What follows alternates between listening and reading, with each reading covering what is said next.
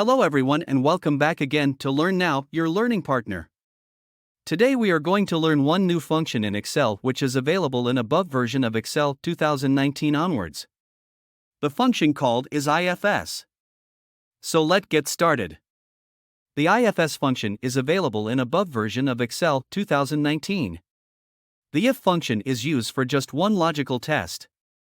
But IFS function is used for multiple logical tests. So we will go to column G2 and we'll write equal to IFS, open the bracket, then D is greater than 80, then we'll put comma. And we'll open the apostrophe and we'll write very high and we'll close the apostrophe. Then we will select our second condition, D2 is greater than 60. And we'll open the apostrophe and we'll write high and we'll close the apostrophe. Then we will select our third condition, D2 is greater than 30.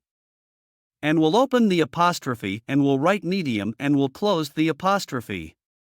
Then we will select our third condition, D2 is greater than 15. And we'll open the apostrophe and we'll write low and we'll close the apostrophe.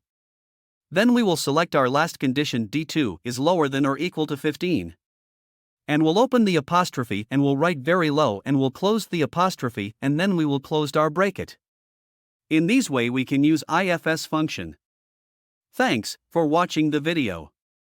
Don't forget to subscribe and follow, as we are going to learn many new function in Excel and many other tools. That's it for today. I hope you have learned something new.